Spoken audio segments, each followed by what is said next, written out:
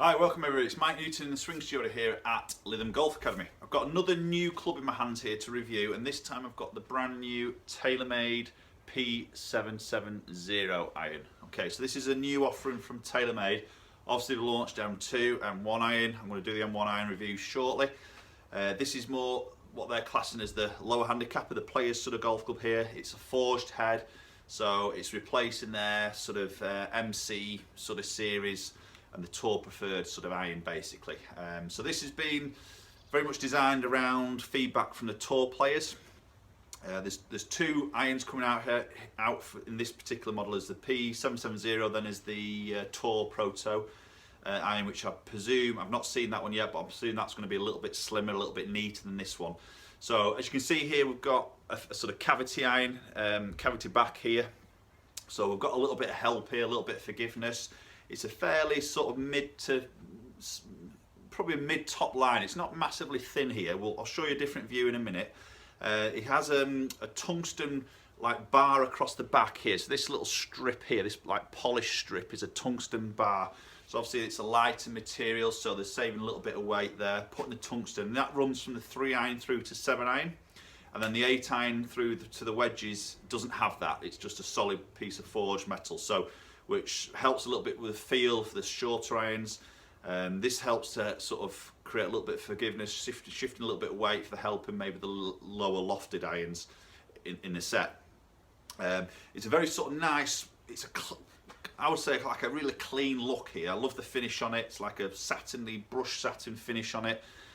Nice little bit of detailing in the back here. It's precision forged on the grooves, so we've got some really sort of nice sort of milling around the sort of grooves here, so hopefully that's going to help with a little bit of consistency or spin. TaylorMade is sort of saying this is quite a high launching sort of golf club basis, so there's no issues of getting this ball flighted. They're looking at trying to really promote a high ball flight with this, so it'll be interesting to see that on maybe some numbers as they come in to hit it. Okay, so I'm going to hit a batch of shots with it. I'm going to give you a little bit of feedback of my personal views on it, some numbers from what I produced with this particular iron. I've got this in a KBS Tour C taper, 1/2 inch longer and a couple of degrees upright on the lie, so it's a little bit nearer to my actual spec, and then we'll give you a little bit of feedback. Okay, so a little bit of a closer up of the back of the head here, so we can see there's the obviously forged. We've got this nice little detail in here. There's that tungsten bar that sits across the back, which you get in a 3 iron through to 7 iron only. So get it from a slightly different angle, try and get it in the playing position here. So there we have it in the sort of playing position, so you can see it's a nice sort of squat sort of head there. Fairly thickish top line. You know, when you go into these sort of forged, sort of what they're classing as a player's iron, sometimes you'd expect that top line to get quite sort of thin there, but it's still a fairly sort of mid sort of thickness top line there. So it's a really compact sort of head, but doesn't look too scary, I think, when you sit it down in that sort of playing position. Just give you a little bit more view of that back section there. It's a really crisp looking iron here. I really do like the look of it. Try and get a little zoom up of these grooves. I don't know if you'll be able to pick that up on here or not. A little bit of laser milling there on the sort of grooves. Obviously this is a fitting iron, so you see you've got that little hole there, obviously where the shaft's interchange in and out, but obviously in a normal set you wouldn't get that. Okay, so we're going to give this one a hit. Okay, as I say, it's a very nice look. I do like the look of that. It's quite compact from the toe to the heel part of the golf club. Very little offset there, as you'd probably expect from this type of iron. Okay, let's give this one a hit.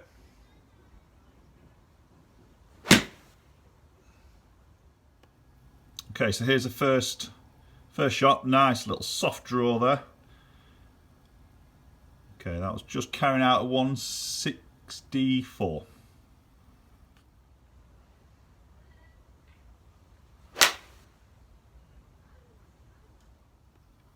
Okay, shot number 2 here. A little bit of a toey strike here, but still seemed to get away quite nice. A little soft draw. Obviously that's just carrying a little bit further, just to have that little bit of draw. 174 carry. It does feel quite easy to hit. Yes, it is a slightly compact head. I think that top line, it feels like you've got a little bit of a buffer behind it, a bit of meat behind the golf club basically. So even though it's quite a small head, it does give me a little bit of confidence, and it does feel a little bit figuring. That last one was a little bit toey, but still got away quite nice and hit quite a nice distance.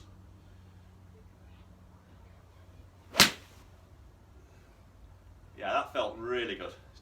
Definitely seeing a slightly higher ball flight there than my probably normal 7-iron there, but feels really, really good, really solid there.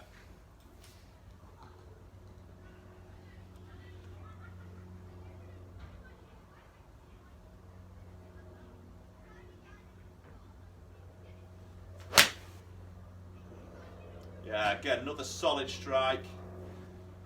Slightly higher on that ball flight. Definitely seeing a height there. So that's what sort of TaylorMade is saying on the website, is a little bit of a higher ball flight. Sort of seeing that there, definitely.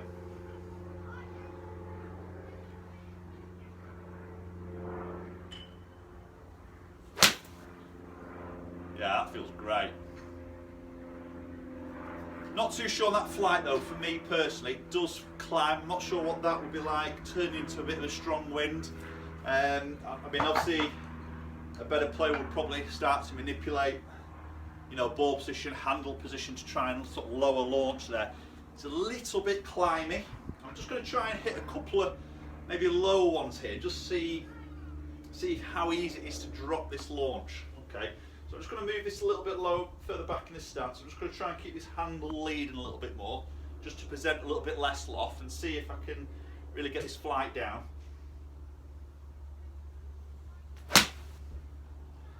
Oh yeah, that's another shot. Yeah, definitely lowered that. So I don't think there's any issues. You know, generally this is aimed at sort of low golfer, handicap golfer. So generally they're skilled enough to change this sort of loft that they're delivering to the golf ball. So I think, you know, they'll be able to sort of manipulate this ball flight. I've just dropped that launch down. I'm going to show you that one in a minute. How I've just sort of lowered that launch just by me changing it. But I think as a standard sort of swing, ball position, normal swing, it is flighting it a little bit higher. Okay, I'm not quite convinced on that ball flight for me myself. I'd probably just prefer it a little bit more penetrating. Let's just do another full swing here.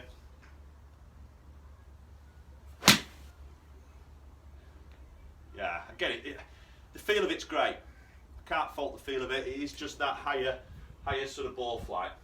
Okay, let's just show you some of those flights on the monitor. Okay, just going to give you a little side-on view of those ball flights there, so you can see all the normal full shot swings I sort of hit, you know, very consistent on the peak of that flight there. And obviously there you can see that one where I've just moved ball position a little bit. I've just manipulated my hands and tried to lead with the handle a little bit more through impact. And you can see I've quite easily dropped that launch there. So yes, the club, you know, is promoting a higher launch. I'm sort of seeing that, as I sort of said. But very easy for me to change that and just hit that low one if I needed to. So it's definitely more of an iron that's workable, playable, which is obviously generally aimed at the sort of low handicap golfer, and this iron is designed to sort of do that. But you see, there's not a lot of difference there on that, on the actual carry distance there between that when I do drop that launch down a little bit. Okay, so just going to have a look at some numbers here. So we're looking at the ball speed there. This second one from last here, the 118 ball speed there. You can see that was the one that I knocked down a little bit. So you see the launch just drops 15, where I was getting around 18, 19, nearly into 20 mark on the launch. So that's the one I just knocked down a little bit. You see the spin just changes a little bit there, and obviously that carried out 163. So just a little bit further back on the actual distance, but a very different height of the ball flight there. So you see that peaked at 27. The rest is around that sort of 34s to 38 sort of mark there. So I'm just going to delete that one out of the average, because I know that was a little bit of just to prove that I can maybe just knock one down if I need to. Right, so I've just taken that one out of the averages here. So we're going to look at these averages again. So again, 122 ball speed there. The first one didn't quite get flush in the middle there. See, that just dropped off a little bit. Averaging it, well, 18.9, so roughly on that 19 mark on the launch. So a little bit higher than what I would normally launch 7-iron by about a degree and a half. I sort of saw that a little bit. I personally struggle a little bit with backspin in terms of I generate quite a low spin really. This one's getting it quite up, well, for me, very high, 7,200. That was a 7-iron I'm hitting, so for me to actually get 7.2 on average is quite a lot. Okay, and that's probably where I'm seeing it just launch a touch higher, and then I'm not used to it, but that looks like it climbs a little bit in the air. You know, yeah, okay, we could delve in a little bit with shaft there to try and get that number down a little bit. Yeah, but I think as a you know, an iron it is, and I'm looking at it there, it is spinning up a little bit high for me. So that, not quite comfortable with that personally myself. You can see the carry there, 168 on average. Okay, I've just got one going out 174, but you can see I've just missed that 7 yards left there, so that's just pulled a little bit, which always gains a little bit of distance there. So it's not the longest hitting iron in the world, but it's not designed to do that. You know, it's all about trying to get a consistent sort of spin number really with this particular iron. Okay, so nice iron. I really enjoyed hitting that. The feel of it was great, which you'd sort of expect. You know, it's a forged head. I do like the look of it. I like the fact that that top line's a little bit thicker than maybe a real sort of blade sort of club really. So it just gives you that little bit of confidence that you've got a bit of meat behind it. I did hit a couple not quite central, but it still felt really quite solid. Yeah, it's a little bit higher ball flight, possibly a little bit too high for me personally. You could be completely different there. That's where you need to go out and test this yourself. As I say, good player, you can generally manipulate that like I did with that one where I tried to play like a knockdown sort of shot there. Easily done that, there's no issues. It still wasn't getting high. It wasn't trying to get high on that particular shot, so I can override that and manipulate that sort of shot there. Now this loft on this 7 iron is 33 degrees, so it's quite a true, what I would call a true loft really, or more of a traditional loft. Obviously TaylorMade are quite renowned, maybe in the M2 irons have been very strong on lofts. But there's a lot more difference of weight in the head there in the M2 than there is in this. So there's a lot more traditional here. But you know, I think for the player who wants that feel, that look, that little bit of forgiveness there, and maybe something that spins a little bit more, a little bit higher launching, this is a really sort of good option here. So definitely want to go out and test. Okay, guys, thanks for watching. Please comment below if you've got any questions about the new TaylorMade iron. I'd love to hear your thoughts. Please subscribe if you haven't done so already, and I hopefully we'll catch up very soon.